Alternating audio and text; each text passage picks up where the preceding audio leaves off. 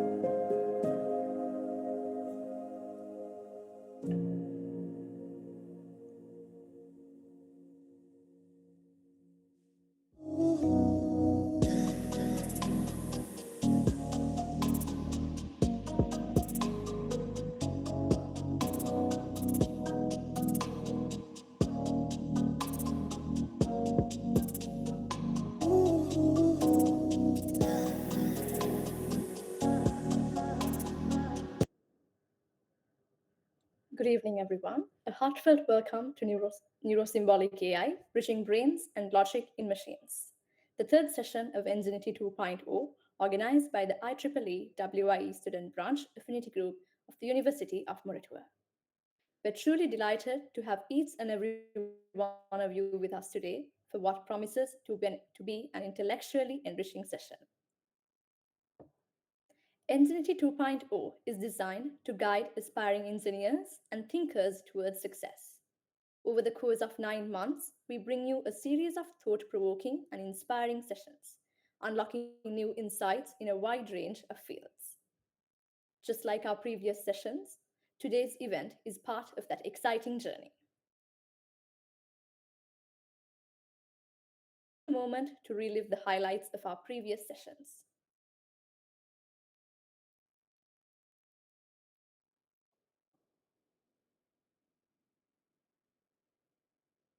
To officially open the evening and set the tone for what's ahead, I would now like to invite Ms. Sevmini Kawindia to deliver the welcome address.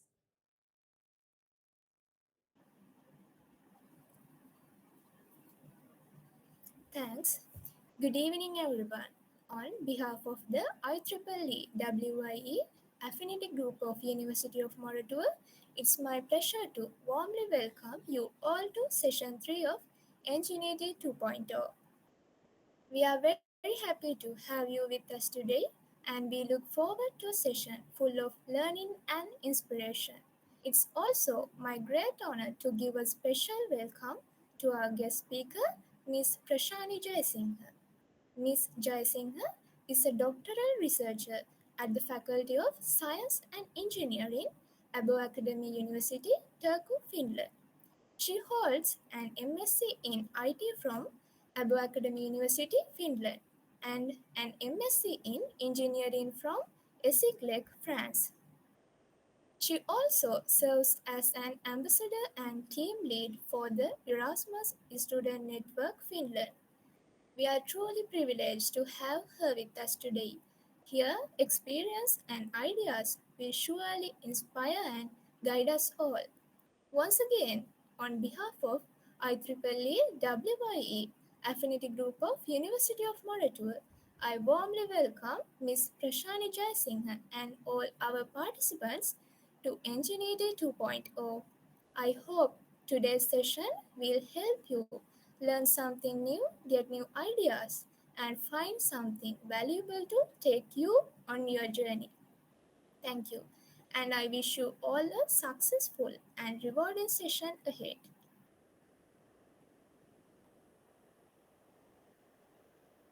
Thank you, Ms. Sevmini.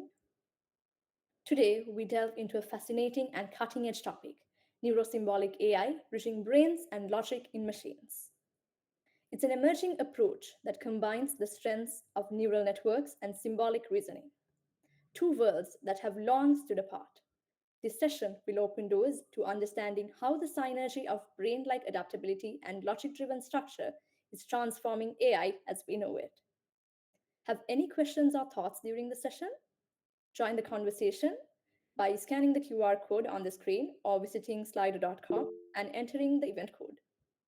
Let's make this an interactive and thought provoking discussion. And now it's time to welcome our distinguished guest speaker, Ms. Prashani Jayasinghe, a brilliant researcher whose work lies at the intersection of computer science and logic. She is currently a doctoral researcher at the Faculty of Science and Engineering, Åbo Academy University Turku, Finland. She holds a MSc in IT from Åbo Academy in University, Finland, and a MSc in Engineering from Essiglec, France. Let's warmly welcome Ms. Prashani Jayasinghe to take over the session. Over to you, Ms. Prashani. Hi, can everyone hear me? I Yes, hope ma'am. so. Yes. Okay, good. Let me first share the screen really fast. Uh-huh. Okay. Actually, we can.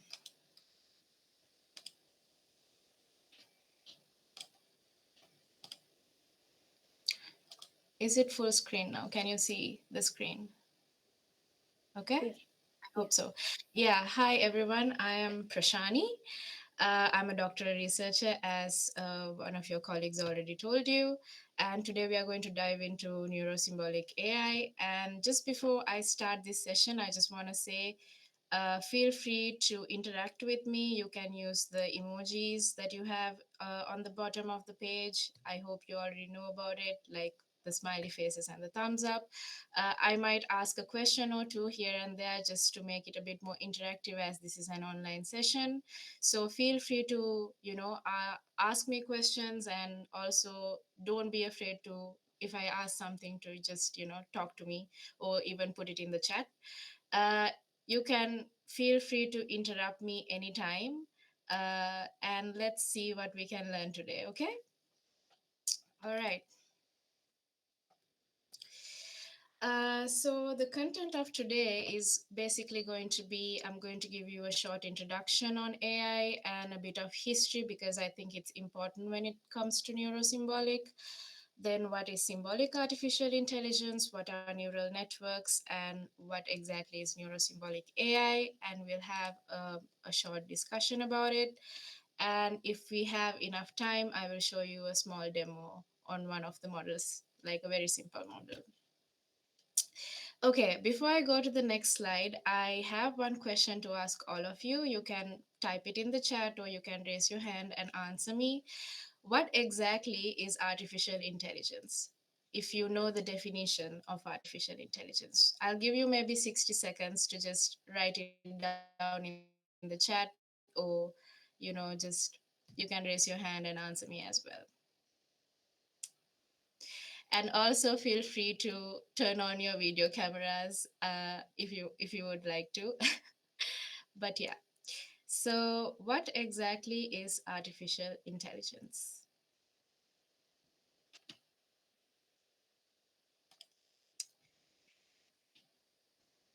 Let's see if we have amazing and brave participants today.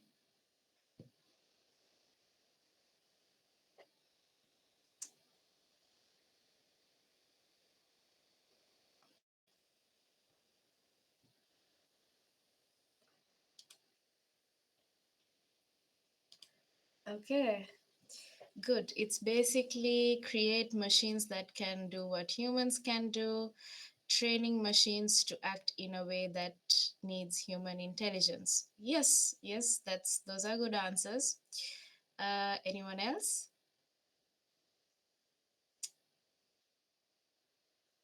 Okay, so as our best friend GPT says, there isn't one single true definition for artificial intelligence. Although you are correct, because the very trending definition is machines mimicking human intelligence. So if you ask a researcher or a scientist about artificial intelligence, they will have several different definitions which are quite factual and contextual, which is not simply machines mimicking human intelligence, because in hindsight it is not factually correct. But yes, this is what you said is kind of the gist of what artificial intelligence is. Yeah, so I just wanted to show you this kind of graphic just to say that AI is something, from a, a viewing point, it's not exactly what it seems like, and there is so much more inside what is happening in artificial intelligence, what are the methods, and we ourselves as researchers or scientists or whoever who's designing these, also when it comes to certain context, it's difficult for us also to explain what's happening inside certain models. So that's something interesting that you should know, that we cannot always explain what's happening, for instance, inside a neural network. We can dive in further a little later. But there are some really special or important scientists who have contributed to AI, who have come up with different definitions over the years. So we have McCarthy, who is a mathematician, actually, in 1988, who came up with AI is concerned with methods of achieving goals in situations in which information is available and has a complex character. And then in 2010, which is quite recent, you have Nielsen, who is also an American mathematician, who said that artificial intelligence is the activity devoted to making machines intelligent, and has explained what intelligence means. And then we have Jan, who's also a French mathematician, who said what AI is quite recently as well. So you have a few definitions, but all of these are valid. And yeah, my next question, when, like, how old is the field of AI? How old do you think? You can answer it in the chat. 20 years, 30 years, 100 years, 70 years? How old do you think AI is?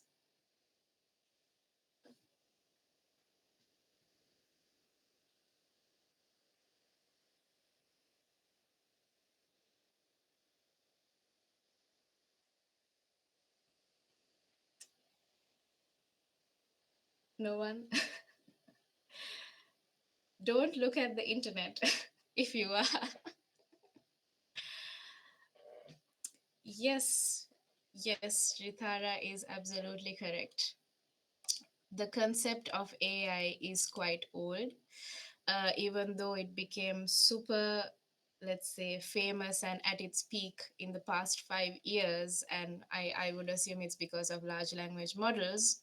AI has been here since the 1940s and the 1950s, actually. So, what we call the history of AI is also known as the waves of AI. So these waves of AI are broken down into what we call summers and winters. So summers are when AI was at its peak, in a sense of their whatever they brought at that era was at its peak, and then the winters is when, there was like less innovations, let's say. So the birth of AI, one of the fathers, not the father of AI, but one of the fathers of AI is known to be Alan Turing. I hope you know who he is. He conceptualized artificial intelligence as a mathematician.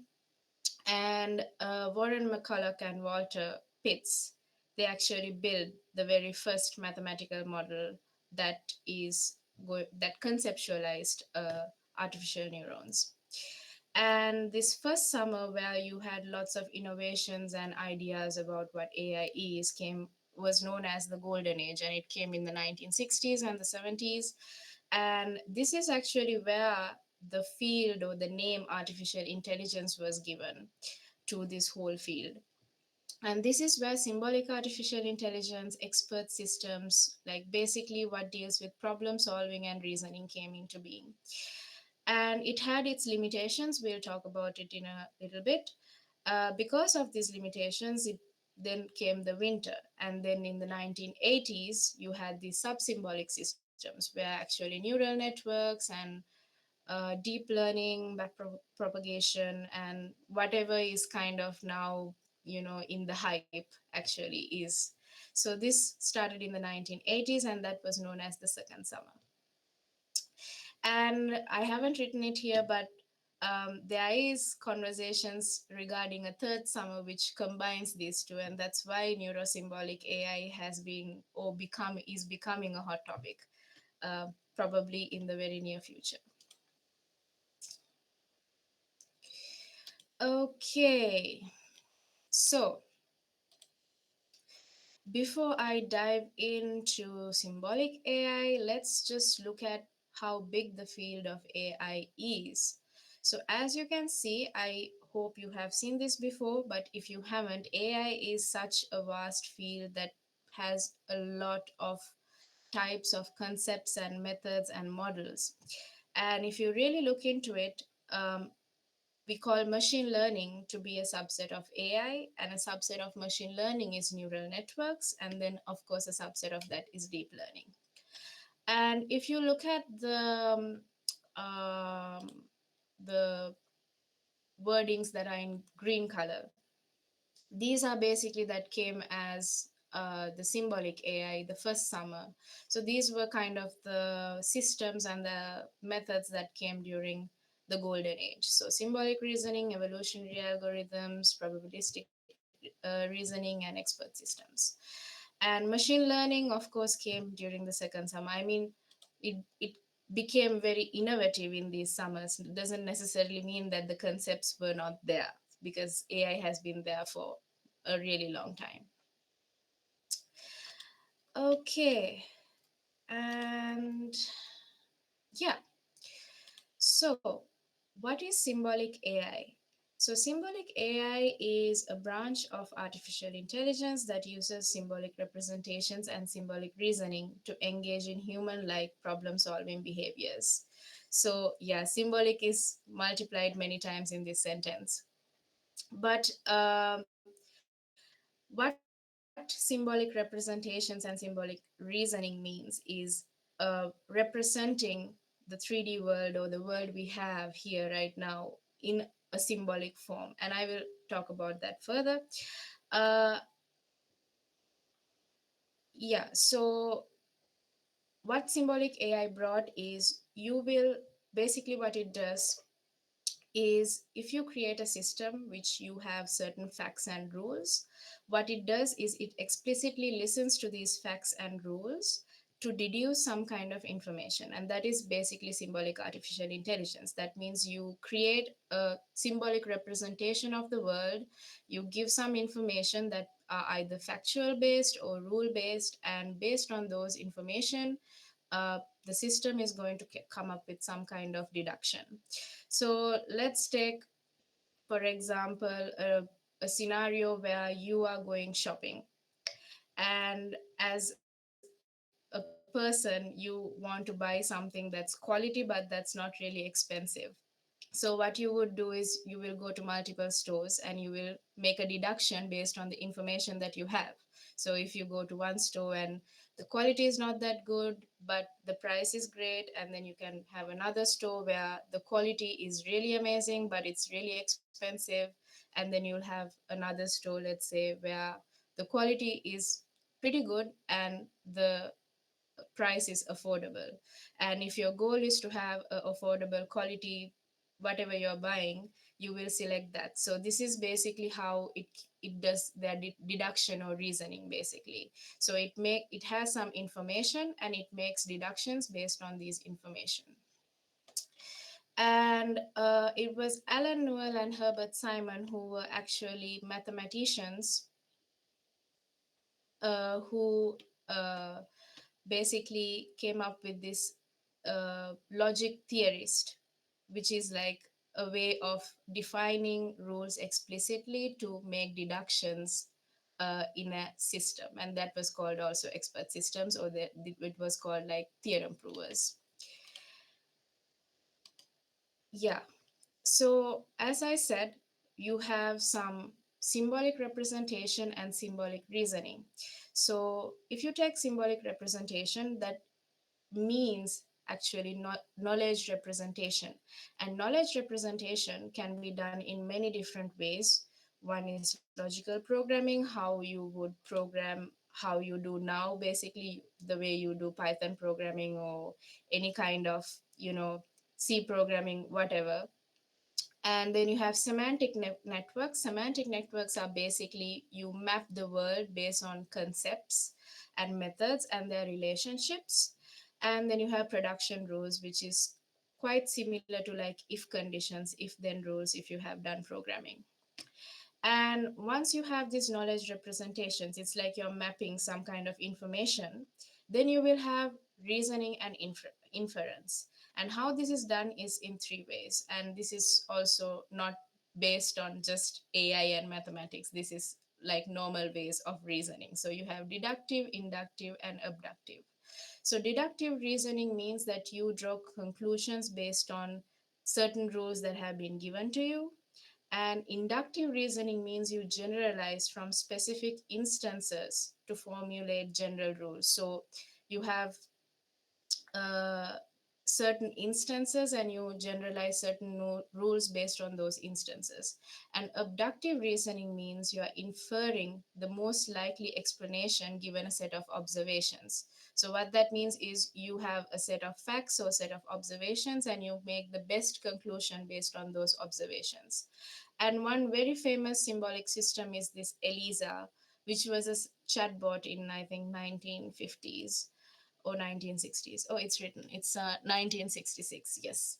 So if you see this, if you see the conversation to your left, it's not as good as GPT, of course, because it was the 1960s, but still it did do some deductive reasoning, and it went through a logical process to answer certain questions that the user has asked.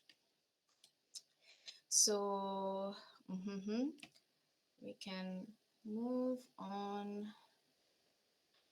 Yeah. So, this is one example of how knowledge representation works. So, this is known as the semantic web, and this is actually, if you go back, it's this semantic networks. And one other semantic network or semantic networks or knowledge representations is also known as knowledge graphs, if you have studied it right now, because it's kind of also in the hype. But yeah, semantic networks or semantic web is based on something called ontologies. And ontologies is basically you build some kind of mapping based on real world concepts and their methods and their relationships. So, for instance, if you take the diagram on your right side, you can see that the substance or a substance is broken down into immaterial or it's broken down into material. And then a material can be a body, and the body can be animate or inanimate. And it just goes on and on like a web. And what happens is you create such a big web that when you want to ask, for example, let's say here in animal, uh, once this web is created, you have animal that says, which is known as cat, and cat has four legs and fur.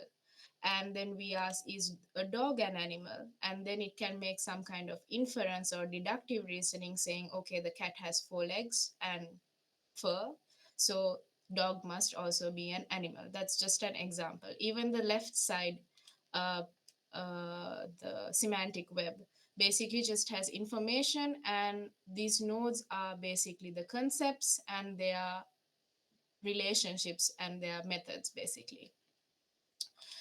Feel free to ask me any questions in the middle as well. I don't mind answering, and if I'm going too fast, let me know. Okay. So, yeah, so that's basically what symbolic artificial intelligence is. It's basically you have some kind of representation through rules or through certain mappings of ontologies, and you make some kind of reasoning based on those rules. And then we have neural networks. So, what neural networks? Okay, neural networks are basically a subset of machine learning, as we saw previously, and it is modeled very similar to how the neurons in your brain works. So, if I give you an example, right now you're listening to me, I hope, but if you're at home or wherever you are, I'm sure you have certain sensory information coming into you right now. Let's say you have your siblings who are on the other side, you can hear birds or the trees moving or the fan, whatever. So you have certain information coming to you, but you are very focused on listening to me. So what happens in your brain is you have all this information, this sensory information that goes into your neurons, and the neurons kind of process this information and understand the goal for you right now is to actually listen to this presentation, if it's not too boring, but to listen to this presentation. So it's going to filter all the other information out and make you, or go to the intended goal. So it's quite similar. Neural networks are designed in a way that the neurons kind of go through certain information, certain filtration, certain noise cancelling, certain mathematics, and certain functions to come with a desired output. So if you see on your right side, the diagram right here, you can see these nodes. So these nodes are basically like the neurons, and you have multiple layers of neurons or nodes that are connected in a neural network. And that really depends on what kind of, model that you want. But neural networks are basically nodes, layers of nodes that have kind of gone through certain processes to give you a desired output. So let's say if you have an input of 1,000 cats and 1,000 dogs, pictures of multiple cats and multiple dogs, and then you introduce to a neural network a picture of a dog that it has not seen before, it should be able to say that it is a dog based on these features. So what you do is, as an input, you extract these features from the cats and dogs once it's in the input, and it goes through layers of what we call these hidden node layers, and it gives you a desired output. And there are so many methods you can do this with. I'm not going to go quite deep into that, but feel free to ask me about it later on. But here you can see the process is that you have an input, and then you have what we call weights and bias and activation functions. So these are kind of the hidden functions that occur between these nodes. And what happens is, once this information is given, or the features are given, it goes through certain of these functions to make certain nodes turn on and off. So as you can see here, this is called a fully connected neural network, because you can see from one node to all four nodes information goes, and second node also you can see that the information goes. So certain neural networks, they are not fully connected, but certain neural networks are fully connected. So the fully connected ones of course take more processing time, for instance. But there are advantages that come with that, and disadvantages that come with it as well. So once this information goes, let's say this feature goes to all the nodes, and the node here decides that this feature is not relevant to that node, for instance, then it becomes like zero, so that this neural information is not taken in.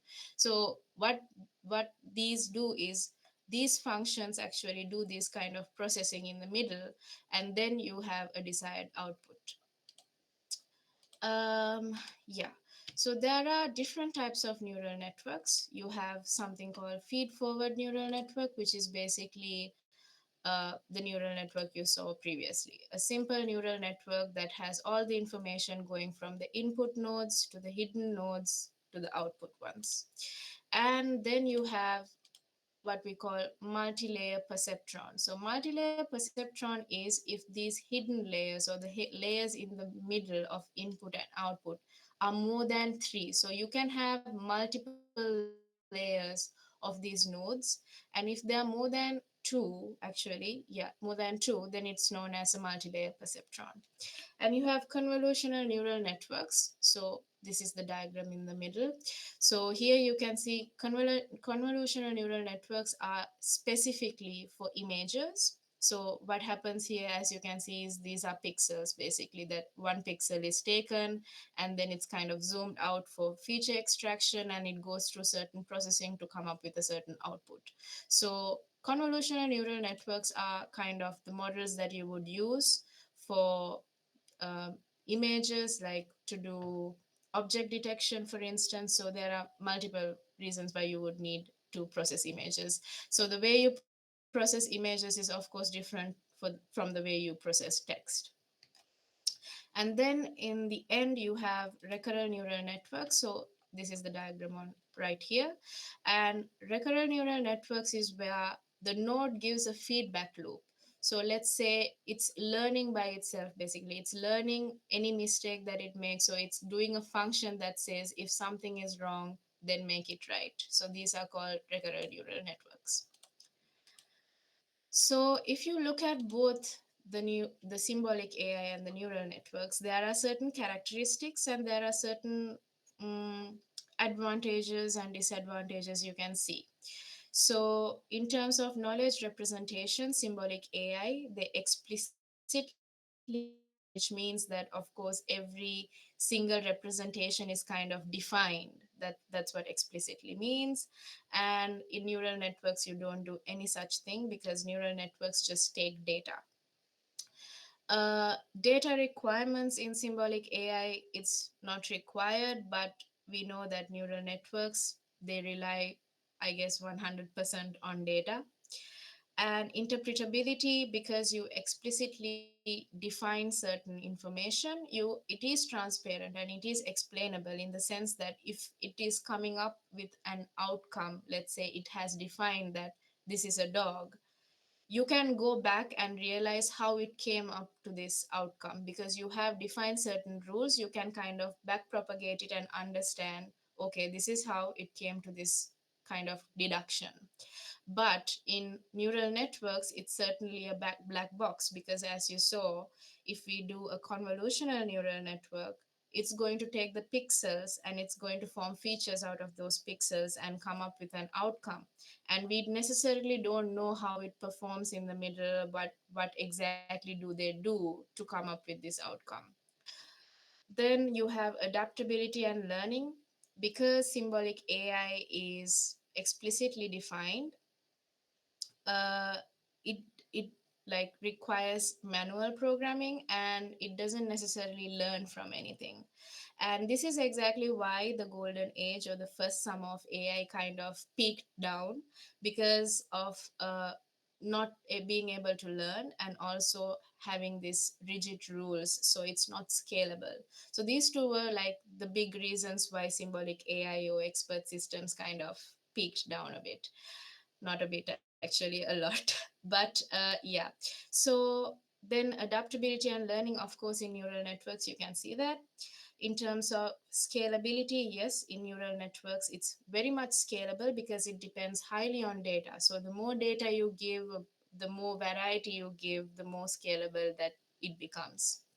Real world ambiguity means like uncertainty. So if there is some kind of um, uncertain question you're asking, or uncertain outcome or output you want, because neural networks can learn it, it's the probability of it giving you a more accurate result or more correct answer is much more than what you would get from symbolic AI.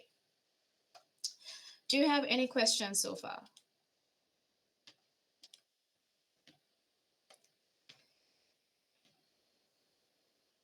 Is there any resemblance between, oh yeah, you had asked the question. Okay. Is there any resemblance between neuroscience and artificial neural network? Yes, yes, because it is the way it is conceptualized is based on the brain, the how the neurons would work in the brain. I hope that answers your question. Yeah, even if you type if you go through neuroscience and if you go through artificial neural networks, you will see similarities, because it's exactly how you would, well, we can't exactly map the brain, but you can do some brain mapping as well. However, we also don't really know 100%, I think, how our brain filters information or takes information and comes up with a certain outcome, and it's quite similar with neural networks as well. Okay. So I have a question. Yes. Yeah, so you said there was semantic web, right? So there are, as I understood, like several phrases are mapped into, like several phrases are mapped according to their like suitability and or relevancy and all. So I'm just wondering if that's how search engines work in Google. Like so, when you like enter some words, it just gives you the outcome. So I'm just wondering if that's the case. uh it's okay. So if I understood your question, you're asking if the semantic web is similar to Google. Is that your Yeah, question? yeah, yeah, uh right. uh well, it can look that way, but I think in Google what happens is natural language processing, which means it's mapping similar words. So how it's different is, when you're mapping something in the semantic web, you're actually creating a relationship between something. But when you are Googling something, let's say you're Googling neuroscience, it's going to find all the words similar to Google, like neuroscience, because of natural language processing. So it's a little different. But I'm sure, because it's Google, that they are also using semantic web technologies to kind of find the similarities. I hope that answered your question. Yes, no. I can repeat it again. So in semantic web, what you do is, we will go through some of these semantic webs, by the way, but what you do is basically you map, let's say it's your family, and you map your family. You are the daughter, Yeah, you have yes, your thank mom you. and dad. Yeah, you have your mom and dad, and so on. But if you are searching for something on Google and you're typing, let's say, your surname, it can come up with all the people of your surname. But if you're mapping something in the semantic web, it's going to explicitly say this is going to be your mom, this is going to be your dad, etc. So it's mapping kind of the world, or mapping certain relationships, as opposed to if you're typing something on Google, that's natural language processing, and that happens through neural networks. So it finds features that are kind of similar and then they cluster it together. So that's a little different, but I'm sure that because it's Google, they are also probably using a bit of semantic web for sure. Okay, Okay, thank you. yeah. Yeah. So because of certain limitations, or because of certain uh, advantages that both symbolic AI and neural networks have, we have come to this new kind of methodology, which is called neurosymbolic artificial intelligence, that seems to, or wants to, combine neural networks with symbolic AI. Because as you saw, it can actually complement each other based on its limitations. So symbolic AI, for instance, it's not data reliable, it's more explainable, it's more interpretable, as opposed to neural networks, it's highly data reliable. And it's very difficult to not very difficult, but we are trying. I think we can to a certain extent, but we cannot fully explain what's going on inside a neural network. uh, yes, the area of neurosymbolic computing has sought to offer a principled way of studying, learning, and reasoning by establishing provable correspondences between neural models and logical representations. So this is kind of a very close definition I could find. And as I said, why we have this neurosymbolic AI, or why okay, I see I have more questions. I will answer it soon. I didn't see it, I'm sorry. But okay, why you have symbolic artificial intelligence and neural networks come together is really because both of them have different kind of limitations, and bringing these together would hopefully solve some issues that we are even facing right now. So as you can see, symbolic is explainable, it does not rely on data, but it cannot be scalable, it can't solve complex problems.